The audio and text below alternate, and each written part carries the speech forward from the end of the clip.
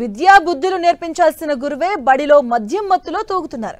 ఇక టీసీలు ఇతర పనులపై స్కూల్కు వచ్చే తల్లిదండ్రులతో అసభ్యకరంగా ప్రవర్తిస్తున్నారన్న ఆరోపణలు ఓవైపు, విద్యార్థులకు సాంకేతిక విద్య అందించేందుకు ప్రభుత్వం ఇచ్చిన ట్యాబ్లను అమ్మేశారన్న ఆరోపణలు రావడంతో హెచ్ఎం రామకృష్ణపై ఎస్ఎంసీ చైర్మన్ ఫిర్యాదు చేశారు. దీంతో సంజాయిషీ కోరుతూ నోటీసులు జారీ చేశారు ఉన్నతాధికారులు.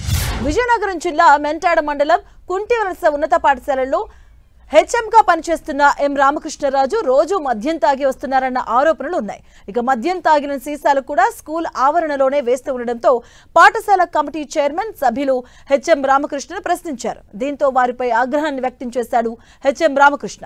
ఇక హెచ్ఎం తీరుపై ఉన్నతాధికారులకు ఫిర్యాదు చేశారు పాఠశాల కమిటీ చైర్మన్. 4 రోజుల క్రితం కమిటీ ఫిర్యాదు మేరకు డిప్యూటీ డీఈఓ మోహన్ రావు పాఠశాలకు వచ్చి విచారణ చేపట్టారు. విచారణ సమయంలోనూ స్కూల్ హెచ్ఎం రామకృష్ణ మద్యం మత్తులోనే ఊగుతూ తోటి ఉపాధ్యాయులతో అసభ్యకరంగా ప్రవర్తించారు. దీంతో సంజాయిషీ కోరుతూ నోటీసులు జారీ చేశారు ఉన్నతాధికారులు.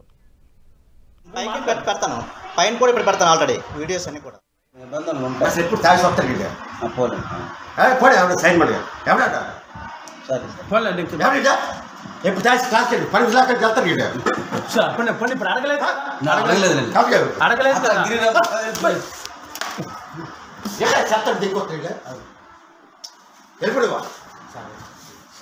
ఎప్పుడు నేను మాట్లాను గిరి నా డ్యూటీ నేను చేస్తాను. వేస్ట్ వేస్ట్ కూర్చో